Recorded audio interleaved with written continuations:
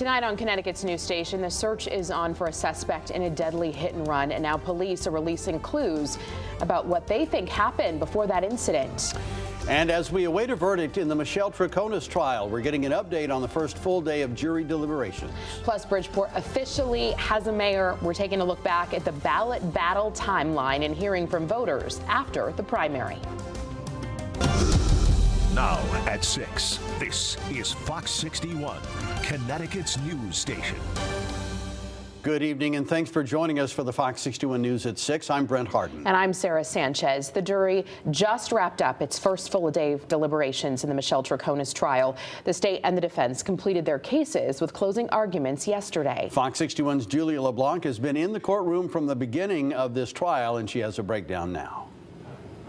Now, jurors came back into the courtroom with a note one time today during the first full day of deliberations, wanting to watch back the full testimony from the very last witness in this trial, who just so happens to be one of Troconis' closest friends. Now, during Petu's testimony, she talked about how Troconis would consistently have fires in her fireplace at home, no matter the time of year, all in response to the state's accusation that Troconis lit 3 fires at Fort Jefferson Crossing the day Jennifer disappeared, alleging she was burning evidence. Was the fireplace being used when you went over sometimes? Yes. And did you go to Fort Jefferson every season? Did you go in the winter? Yes, and the spring? All of the seasons. Petu is one of dozens of witnesses taking the stand during this trial, one even the judge says is unique because of how complicated it is, the sheer amount of evidence, and the media attention. As a reminder, Troconis is facing charges of conspiracy to commit murder, hindering prosecution, and tampering with physical evidence, all in connection to the presumed murder of Jennifer Farber-Dulos back in May of 2019. Now, prosecutors allege Troconis plotted with her then-boyfriend, Fotis Dulos, to kill his estranged wife and then helped him cover it all up. But to this day, Troconis and her defense attorney say she was entirely unaware of what Fotis was doing and planning, and now her fate is in the jury's hands. The family is waiting, they're apprehensive, and it's like anything, a nail-biting time for everybody, I suppose. Now, until they reach a verdict, each day the jurors will come back to this courthouse and deliberate from 10 a.m. to 4:45 in the afternoon. We are in Stamford. Julia LeBlanc, Fox 61, Connecticut's news station.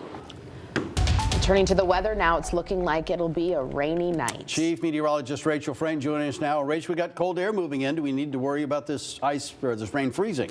Well, there is a chance that some of the puddles could end up freezing up out there, but luckily we've got strong winds. Normally we don't say luckily because we don't like when the winds are high, but they'll kind of help to dry out any of the rain that ends up falling before the temperatures plunge. That being said, there is still a chance for a few icy spots. We could see temperatures drop as much as 15 degrees in an hour and 25 to 30 degrees over the course of 3 or 4 hours. So that is a big drop in the numbers. We're also talking about some locally heavier downpours around the time the front comes through to bring those changes between 8 o'clock and about midnight, and gusts up around 50 miles per hour are possible. And that could be enough for some isolated outages. So we'll be keeping a close eye on that. This wind advisory starts at 7 o'clock this evening and goes until early tomorrow morning at around 7 a.m. We've got rain across the state, nothing terribly heavy though at the moment, but if we widen things out, you'll see where the cold front is, and this is where we expect the worst winds, the heaviest rain, and that sharp temperature tumble. That'll pass through again between 8 and about midnight. Here we are at 9. You'll see it working through western Connecticut. The front's moving into eastern Connecticut by 10 and 11, and we could even finish with a few snowflakes or sleet pellets on the back edge of this system before it all kicks out of here, which is really, really impressive. We'll take a look at the cooler temperatures that return tomorrow and why they are short-lived coming up. All right, Rachel, thank you. Well, that marathon mayor's race in Bridgeport has come to a close. But the fight for election reform continues. Fox 61's Matt Karen has a recap of the national spotlight that's been placed on the Park City. Yes, we're looking for Wanda. Wanda's not here. Fraud caught on camera. Court intervention. can't tell exactly what she's putting in there. Police blocking journalists. Are you going to kick me You can't go out? upstairs, sir. Public officials dodging questions. Don't people deserve to know how that process works? City councilors getting arrested. Keep your hands to your own bodies. Many Bridgeport voters called for change. I want to see change in the city. Stop cheating without having all corruption. But in the end, they got more of the same. Bridgeport has spoken. Was it a fair fight? As long as the dead continues to vote, we have an issue. Barring any legal challenges, this fourth vote in the last 5 months caps a messy mayor's race. We've got a team in place that is doing a great job.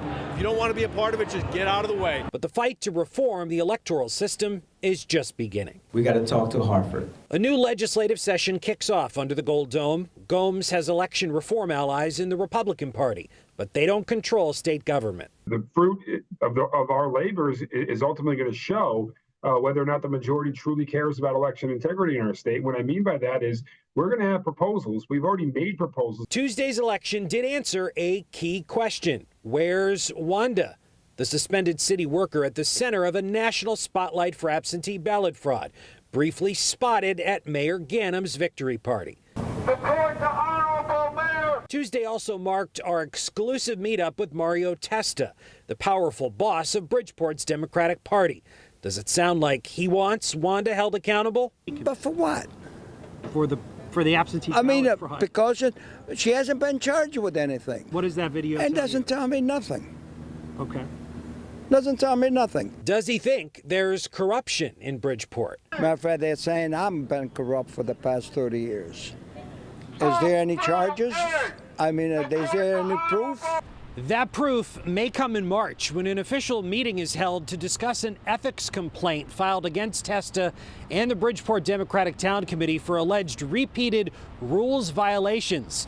Meanwhile, back here under the Gold Dome, we will soon find out if state lawmakers will tackle the issue of election integrity. Reporting in Hartford, Matt Caron, Fox 61, Connecticut's news station. Well, new tonight, the Supreme Court has agreed to hear arguments over if former President Donald Trump can be prosecuted in his election interference case. The court says it will consider if Trump is immune from being prosecuted for official acts performed while he was in office.